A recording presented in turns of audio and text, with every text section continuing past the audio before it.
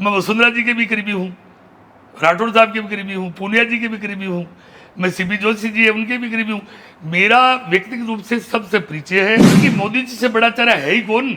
मोदी जी के चेहरे के आगे सब चेहरे नगण्य है, तुच्छ है। मोदी जी जब है तब सब है, मोदी है तो मुमकिन है कि माननीय गहलोत जी जो कर रहे हैं वो बहुत ठीक है। लेकिन मैं ये कहना चाहूँगा कि उन्होंने पहले क्यों नहीं किए। 4 साल पहले यदि ये योजना लोगों को देते तो निश्चित रूप से उसका फायदा लोगों को मिलता। अब ये आखिरी के चंद महीने 3-4 महीने बचे हैं, इसमें जो वो जो पैकेज दे रहे हैं, ये जो मोबाइल है, ये जो बिजली की समस्या का जो उन्होंने जो फ्री दी है, ये 4 साल पहले देना चाहिए था ना। भारतीय जनता पार्टी यदि मेरे पे विश्वास करती है, कार्यकर्ता मेरे पे विश्वास करते हैं, मुझे टिकट देते हैं, तो निश्चित रूप से मैं सह सम्मान जो है वो रिकॉर्ड जीत दर्ज करके जनता के आशीर्वाद से 150,000 वोट लिए तो उनको कम कैसे आंका जा सकता है। बिल्कुल कम नहीं है। मैं मान लिया फूसाराम जी भी चुनाव मैदान में आते हैं तो उनको भी मैं बहुत गंभीरता से लूँगा, और यदि और भी कोई कार्यकर्ता को टिकट दी जाती है तो मैं उसको भी साधारण नहीं आंकूंगा, क्योंकि प्रतिद्वंदी को कभी साधारण नहीं आंकना चाहिए। साधारण आंकना चुनाव में कोई बड़ी बात नहीं होती है, उसको बली ही महाबली मानना चाहिए। बिल्कुल सर्वथा गलत है। टिकट भावड़ा जी के लड़के सुरेंद्र को मिल जाए, चाहे अवनेश जी को मिल जाए, चाहे रेणुवा जी को मिल जाए, मैं टिकट के खिलाफ नहीं जाऊंगा, बगावत नहीं करूंगा।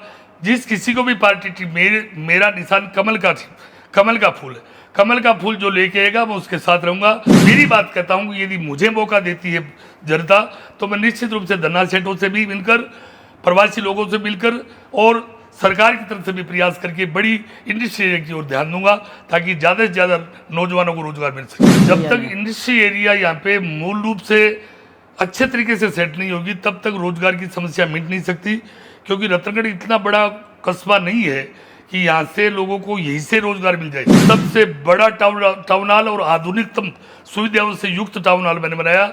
माननीय राजेंद्र जी राठौड़ ने उद्घाटन किया और उद्घाटन करते समय उनके ये शब्दगार थे कि ऐसा टाउन हॉल बीकानेर डिवीजन में भी नहीं है। शिव भगवान कम्मा जैसा कार्यकर्ता यदि मेरे पास हो तो मैं क्या कुछ करके दिखाऊंगा। नमस्कार, मेरा नाम है अभिषेक जाखड़ और आप देख रहे हैं आरजे टीवी 24। आरजे टीवी 24 की चुनावी यात्रा लगातार जारी है। इस चुनावी यात्रा के अंदर हम गांव-गांव ढाणी जा रहे हैं, लोगों की समस्याएं क्या है उन पे चर्चा कर रहे हैं, और लोगों के गांव ढाणी में क्या क्या मुद्दे होते हैं उन पे भी चर्चा करते हैं। उन मुद्दों को जनप्रतिनिधि तक पहुँचाते हैं और उनसे सवाल करते हैं। इसी के चलते हम पहुँचे हैं चूरू जिले के रतनगढ़ विधानसभा क्षेत्र में। रतनगढ़ विधानसभा का समीकरण जाट और ब्राह्मण का रहा है। जातीय समीकरण की बात करें तो यहाँ पर जाट और ब्राह्मण चुनाव लड़ते हैं, लेकिन इस बीच आजकल नए चेहरे आए हैं हमारे सामने माली समाज से, जो कि 2 बार चेयरमैन रहे हैं। आज उनसे मुलाकात करते हैं, जो कि शिव भगवान जी कम्मा साहब हैं। आइए जानते हैं। नमस्कार सर, आपका आरजे टीवी 24 पर स्वागत है। धन्यवाद जी। सबसे पहले मैं मेरे कुल देवता गुसाई जी महाराज को प्रणाम करते हुए मेरे पिताजी स्वर्गीय चौथुराम जी कम्मा व माता श्रीमती दुर्गा देवी जी को प्रणाम करते हुए रतनगढ़ विधानसभा क्षेत्र के सभी मतदाताओं को नमन एवं नमस्कार प्रणाम करता हूँ जी। सर, सबसे पहले तो मैं आपसे जानना चाहूँगा कि आपकी राजनीतिक जो पारिवारिक पृष्ठभूमि है वो कैसी है। देखिए, मेरी राजनीतिक पारिवारिक पृष्ठभूमि शुरू से कुछ नहीं है। मेरे पिताजी साधारण किसान थे, मेरी माताजी सब्जी बेचने का काम करती थी। हम एकदम नीचे से भगवान ने ऊपर उठाया है। मेरी राजनीतिक यात्रा जो है वो 1984 में भारतीय जनता युवा मोर्चा अध्यक्ष पद से शुरू हुई थी। उससे पहले हमारा परिवार राजनीति के था ही नहीं जी। उसके बाद आप अनेकों पदों पर रहे हो, भाजपा में रहे हो, भाजपा के मैं सबसे पहले 1972 में राष्ट्रीय स्वयंसेवक संघ का सदस्य बना और शाखा में प्रवेश किया, मुख्य शिक्षक की भूमिका भी निभाई, और उसके बाद में 1984 में भारतीय युवा मोर्चा रतनगढ़ तहसील का अध्यक्ष रहा। उसके बाद में मैं 1988 में जिला महामंत्री भारतीय जनता युवा मोर्चा का बना। उसके बाद में 1991-92 में मैं भारतीय जनता युवा मोर्चा का जिलाध्यक्ष रहा और 95 तक मैं जिलाध्यक्ष रहा। 1995 अगस्त में मेरी धर्मपत्नी स्वर्गीय संतरा देवी कम्मा वो चेयरमैन बनी। 2000 अगस्त तक वो चेयरमैन रही। उस चेयरमैनशिप में मैंने उसका साथ निभाया और रतनगढ़ में अनेक विकास कार्य करवाए, जी जिसमें मुख्य रूप से बस स्टैंड पर जो थड़ी धारक है उनको 32,840 रुपये में मात्र दुकानें देकर उनकी आजीविका की व्यवस्था की। आज भी वो याद करते हैं। उस समय मैंने नगर पालिका का उद्घाटन सदरा देवी कम्मा के हाथों करवाया। उसी समय भाईजी हनुमान प्रसाद जी पोदार, जो कि विश्व के गुरु है, उनकी बड़ी मूर्ति स्टेशन रोड पर लगवाई, डिवाइडर बनवाए, सोडियम लाइटें लगवाई और सड़कों का नालियों का जाल बिछाया मैंने रतनगढ़ में।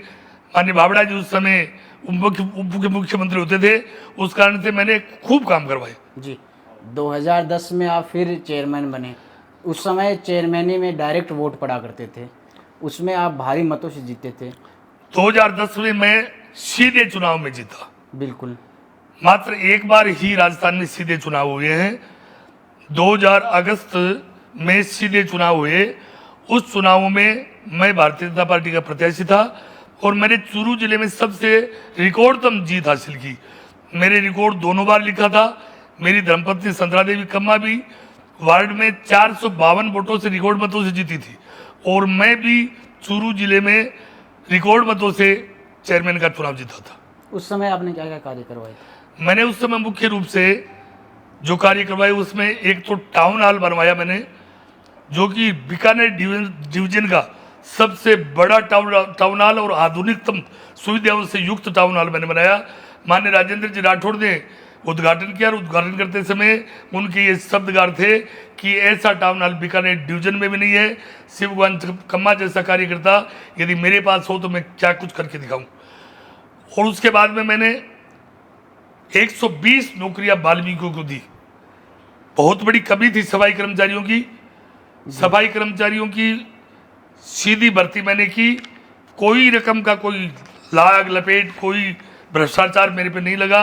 1 रुपया मैंने लिया नहीं, न मैंने नगर पालिका से कोई कमीशन लिया, न कोई मैंने ठेकेदारी में, न कोई कर्मचारियों को लगाने में किसी भी तरह का दाग आप कहीं भी पूछ सकते हैं, मेरे पे नहीं है जी। उसके बाद में मैंने मुख्य रूप से टाउन हॉल बनाना, नौकरियां लगाना, बाजार चौड़ा करवाना, गंदे पानी की निकासी के हेतु गेनाड़ी को चौड़ा करवाना, दीवार बनवानी और मोटे मोटे काम होते हैं मोटे मोटे जो चेयरमैनी काम के जो बरसाती पानी निकासी के जो मैंने किए वो अब आज रतनगढ़ की जनता याद कर रही है। आज भी मेरी चैरिटेबलशिप को आप कहीं भी सर्वे कर लो, मेरे को लोग याद करते हैं। जी। लेकिन मैं सर इन सबसे परे हट के 2018 के चुनाव की बात करता हूँ।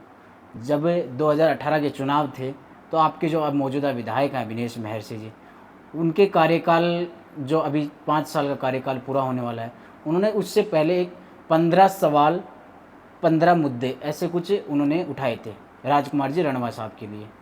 तो उनमें से कुछ मैं आपके साथ सवाल साझा करना चाहूँगा। उनमें एक सवाल था जो जल भराव की निकासी का, उसके बारे में क्या कहना है? क्या वो समाधान हुआ या नहीं हुआ अब तक? नहीं, उन्होंने प्रयास किया लेकिन पूरा समाधान नहीं हुआ। अभी प्रयास तो अपने अपने स्तर पे सभी करते ही हैं। उन्होंने भी किया, रेणुका जी ने भी किया, लेकिन कार्य जो है वो बहुत ज़्यादा है तो पूरा अभी नहीं हुआ। बहुत बड़ी समस्या है रतनगढ़ में, अभी भी आज भी समस्या है। लोगों की दुकानें 7-7 दिन तक बंद रहती बिल्कुल बिल्कुल, यहाँ पे बहुत बड़ी समस्या है। उत्तरादा बाजार जो है वो बरसात तो बहुत तेज आई नहीं, यदि बरसात बहुत तेज आ जाए तो बड़ी समस्या है यहाँ पे। इसके लिए आमूलचूल परिवर्तन करना होगा। गेनाड़ी की जगह और ज़्यादा आगे देखकर और बड़े पंप सेट लगाकर, बड़े जनसेट लगाकर उसको और बूस्ट करना पड़ेगा, तब जाके ये समस्या का समाधान होगा। क्योंकि आप चेयरमैन रहे हैं, चेयरमैन के थ्रू ये सारी चीज़ें होती हैं। बिल्कुल बिल्कुल। तो मैं एक चीज़ और जानना चाहता हूँ जी, विधायक जी ने एक सवाल ये भी उठाया था राजकुमार जी रणवा के लिए कि जो रोजगार की बात है, रोजगार यहाँ पे स्थानीय लोगों को रोजगार दिया जाएगा, यहाँ पे उद्योग लगाए जाएंगे। देखिए, जब तक इंडस्ट्री एरिया यहाँ पे मूल रूप से अच्छे तरीके से सेट नहीं होगी तब तक रोजगार की समस्या मिट नहीं सकती। क्योंकि रतनगढ़ इतना बड़ा कस्बा नहीं है कि यहाँ से लोगों को यहीं से रोजगार मिल जाए। जब तक उद्योग धंधे बड़े बड़े स्थापित नहीं होंगे तब तक ये रोजगार की समस्या मिट नहीं सकती। और इसके लिए बहुत बड़ा प्रयास धंधा सेठों से भी, सरकार से भी, सबसे मिलजुल के प्रयास करना होगा, तब जाके ये समस्या का समाधान हो पाएगा। मैं मेरी बात कहता हूँ कि यदि मुझे मौका देती है जनता तो मैं निश्चित रूप से धन्ना सेठों से भी मिलकर, प्रवासी लोगों से मिलकर और सरकार की तरफ से भी प्रयास करके बड़ी इंडस्ट्री की ओर ध्यान दूंगा ताकि ज़्यादा से ज़्यादा नौजवानों को रोजगार मिल सके। आप भाबड़ा जी के आप करीबी माने जाते हैं। भाबड़ा जी जो कि पहले उप मुख्यमंत्री भी रहे हैं, अब उनके बेटे भी चुनाव लड़ रहे हैं और आप भी टिकट मांग रहे हैं। तो इस बीच आप ऐसा सुनने में आ रहा है कि अगर भाबड़ा जी के बेटे को टिकट मिल जाती है तो आप उनको समर्थन कर सकते हैं, लेकिन रणवा जी के और अभिनेश महर्षि की आप खिलाफत करते हैं। इसके बारे में क्या कहना है? नहीं, ये बिल्कुल सर्वथा गलत है। टिकट भाबड़ा जी के लड़के सुरेंद्र को मिल जाए, चाहे अवनेश जी को मिल जाए, चाहे रेणुवा जी को मिल जाए, मैं टिकट के खिलाफ नहीं जाऊंगा, बगावत नहीं करूंगा। जिस किसी को भी पार्टी मेरा निशान कमल का फूल है। कमल का फूल जो लेके आएगा मैं उसके साथ रहूंगा। मैं रेणुवा जी का विरोध नहीं करूंगा, मैं अवनेश जी का विरोध नहीं करूंगा, न मैं सुरेंद्र जी का विरोध करूंगा। लेकिन मैं तो मेरे अपने हक की बात करता हूँ, मैं विरोध की बात नहीं करता हूँ। मैं जो टिकट मांग रहा हूँ वो विरोध के स्वरूप नहीं मांग रहा हूँ। मैं मांग रहा हूँ कि मैं 2 बार यहाँ से चेयरमैन रहा हूँ, मैं मूल ओबीसी से आता हूँ, मूल ओबीसी के भी 55,000 वोट है यहाँ पे, और मेरी उम्र भी 60 से ऊपर हो गई। तो मैं क्या गलत कह रहा हूँ? टिकट मांगना मेरा हक है। मैंने 2 बार नगर का पालिका का प्रतिनिधित्व किया है और दोनों बार में मेरे रतनगढ़ शहर की जनता जो वो संतुष्ट है। तो आज मैं टिकट नहीं मांगूँ तो कब मांगूँ फिर? मैं किसी के विरोध स्वरूप टिकट नहीं मांग रहा हूँ। मैं मांग रहा हूँ, मैंने जो सेवा रतनगढ़ की जनता की है और रतनगढ़ के लोग हैं जो वो बार बार आके मुझे और ये कह रहे हैं कि भी इस बार आप आइए, लोगों की भावना के अनुरूप में टिकट मांग रहा हूँ। मैं किसी का विरोध नहीं करता। लेकिन सर, चुनाव में टिकटें जातीय समीकरण को देख के दी जाती हैं। जातीय समीकरण की बात करें तो भाजपा ज़्यादातर जो है कि ब्राह्मण समुदाय को वोट देती नहीं, आपने टिकट देती। एक मिनट, मेरा सवाल सुनिए। ब्राह्मण समुदाय को टिकट देती है और वहीं पर कांग्रेस या तो जाट समुदाय को देती है या फिर वो भी ब्राह्मण समुदाय को देती है। या कहने का मतलब है कि जाट और ब्राह्मण के ऊपर विश्वास जताया जाता है। तो इस बीच आप माली समाज से आते हैं तो कैसे अपने आप को स्थापित करेंगे? आपका कहना बिल्कुल ठीक है। मैं ब्राह्मण समाज मैं पूरा सम्मान करता हूँ, वो ब्राह्मण समाज आदरणीय है। जाट समाज जो है वो मेरे एकदम नज़दीकी में है। मैं जाट समाज को भी प्रणाम करता हूँ, आदर करता हूँ। लेकिन मैं मेरी बात करता हूँ कि मूल ओबीसी भी के यहाँ 55,000 वोट करीबन है। तो मूल ओबीसी से मैं आता हूँ और मैं यदि टिकट मांगता हूँ तो मेरे को टिकट मिलने बाद में ब्राह्मण समाज के मतदाता भी वोट अच्छे से अच्छा देंगे, जाट समाज के भी लोग वोट दे देंगे और मूल ओबीसी को पहली बार टिकट मिलेगी तो उनकी भी बाएं खिल उठेगी। तो निश्चित रूप से मेरी जीत के समीकरण में कोई कोर कसर नहीं रहेगी। मैं जिस तरह 2 बार रिकॉर्ड वोटों से जीता हूँ पीछे, इस बार भी रिकॉर्ड वोटों से जीतूंगा। मैं जनता की भावना के अनुरूप बात करता हूँ। पिछली बार 2018 में राजकुमार रणवा जी की टिकट काट दी गई और अभिनेश महर्षि को टिकट दी गई। अभिनेश महर्षि का कार्यकाल 5 साल का पूरा हो गया है, तो उनके कार्यकाल को आप कितने नंबर देना चाहेंगे? नहीं, मैं नंबर देने वाला मैं वो नहीं हूँ। मैं मेरी बात ये करना चाहता हूँ कि इस बार जनता की और संगठन की, भारतीय जनता पार्टी के संगठन की ये मांग है कि स्थानीय व्यक्ति हो और मूल भाजपा से हो। मुख्य बात 2 बात, स्थानीय व्यक्ति हो और मूल भाजपा से हो। मैं आपको ये बताना चाहूँगा कि मैं दोनों बातें कवर करता हूँ। अच्छा, मैं स्थानीय भी हूँ, मैं मूल भाजपा से भी हूँ, क्योंकि मैं जब से मैंने 1972 से वो संभाला था उसके बाद में मैं भाजपा के अलावा किसी और जगह मेरा ध्यान ही नहीं गया। मैं मूल भाजपा से हूँ। जी, आप मूल भाजपा की बात कर रहे हैं तो अभिनेश महर्षि से मूल भाजपा कटती जा रही है, इसके पीछे क्या कारण मानते हैं? नहीं, अभिनेश जी महर्षि से मूल भाजपा कटती जा रही है, ये तो बात जो है आप या अभिनेश जी जाने, लेकिन मैं किसी पे कटाक्ष नहीं करूँगा। मैं भाजपा के नेता हैं तो मैं मेरी बात करना चाहूँगा कि मूल भाजपा के संगठन को मैं जितना जानता हूँ उतना मैं समझता हूँ सहित और कोई नहीं जानेगा, क्योंकि मैं जन्म से ही मूल भाजपा से पैदा हुआ हूँ, बड़ा हुआ हूँ, विकसित हुआ हूँ। जी, अपोजिशन की बात करते हैं तो यहाँ पे कांग्रेस में भी कई दावेदार मैदान में हैं। बिल्कुल। उसमें अगर मान लीजिए भाजपा आपको टिकट दे देती है तो अपोजिशन में ऐसा कौन सा नेता है जो आपको टक्कर देने वाला? देखो, चुनाव को कभी भी कम तरीके से नहीं आंकना चाहिए। साधारण सा साधारण कार्यकर्ता भी यदि कांग्रेस का आएगा तो उसको भी गंभीरता से लेंगे हम और उसी गंभीरता से चुनाव है वो लड़ेंगे।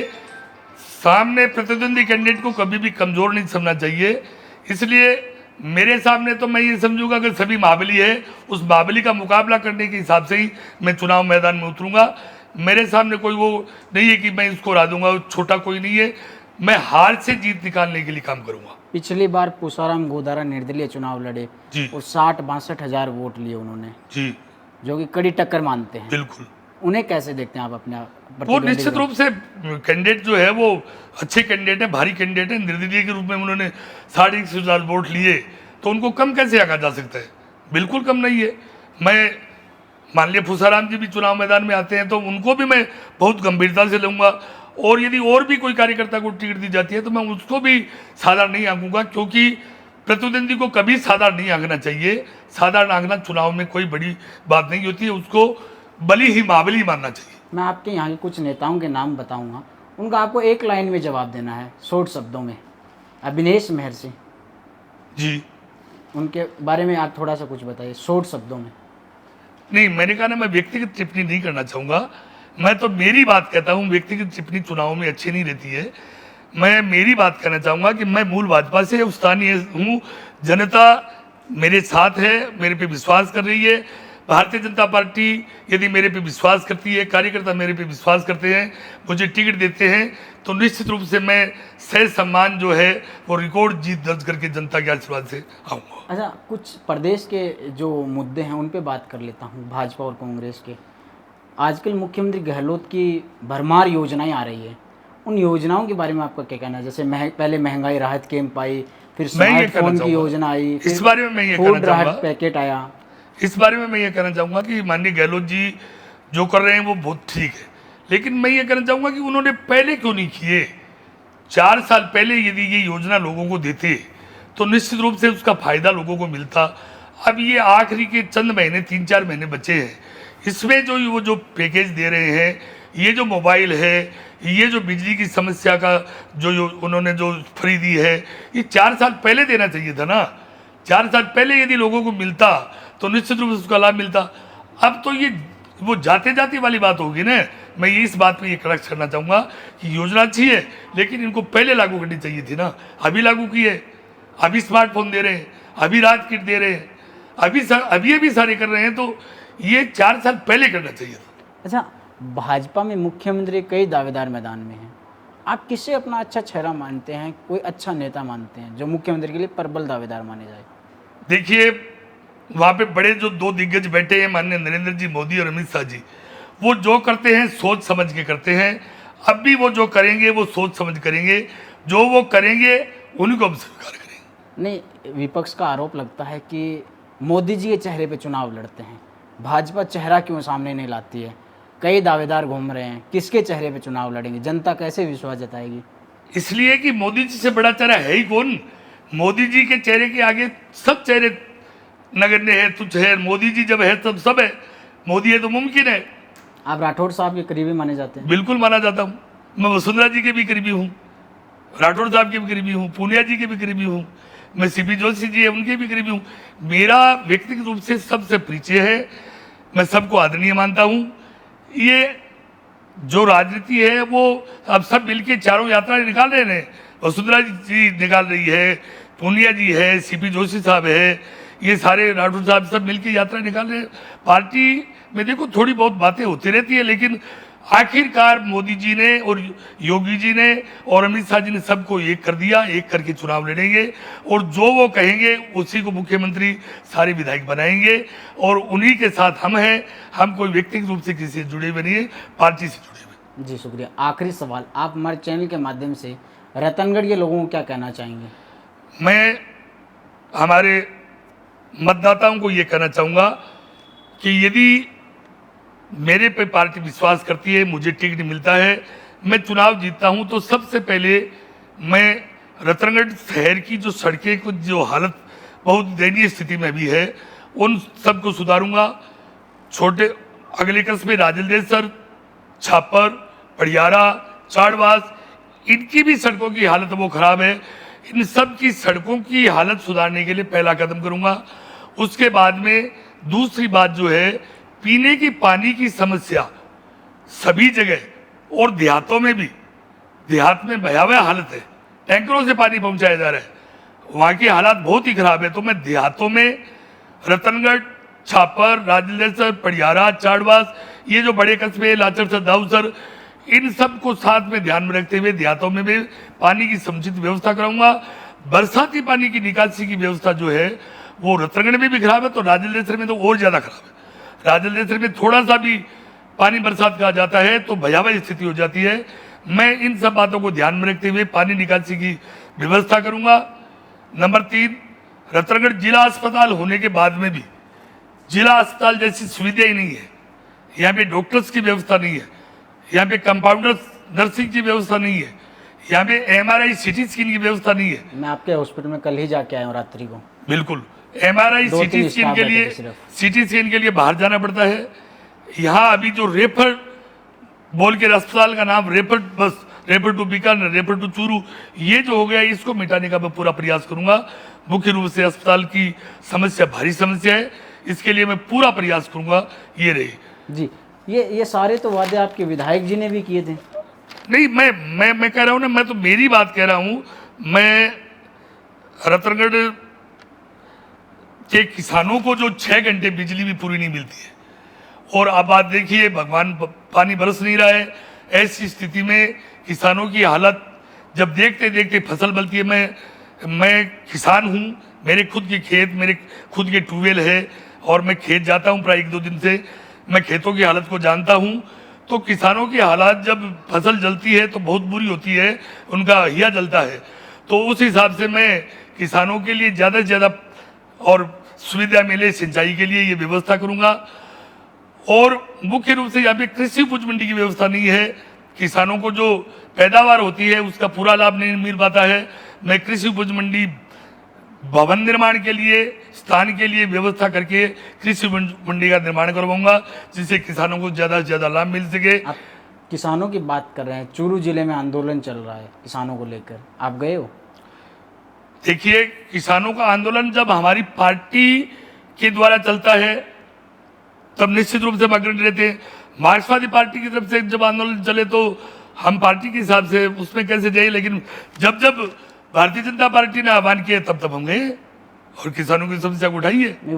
मुद्दे तो यहीं के हैं, स्थानीय। हाँ, मुद्दे होते हैं, लेकिन पार्टियां स्तर पर तो अपने अपने हिसाब से चलना पड़ता है ना। तो पार्टी कुछ प्रोटोकॉल होता हाँ, है। प्रोटोकॉल होते हैं, उसको तो निभाना पड़ता है।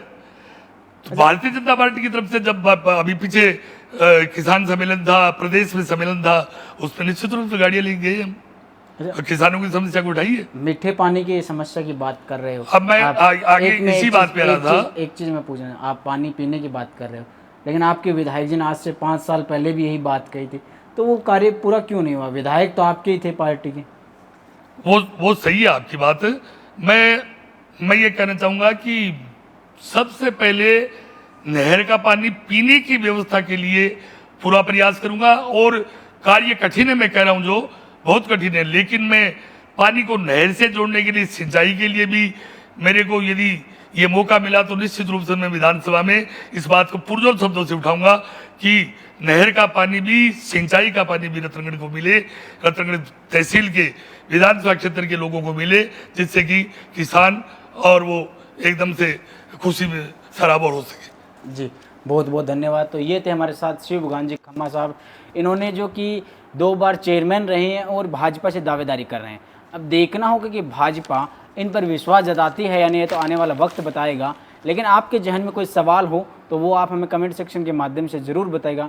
फिर मिलते हैं किसी न किसी नए चेहरे के साथ, तब तक के लिए मुझे दीजिए इजाज़त। नमस्कार।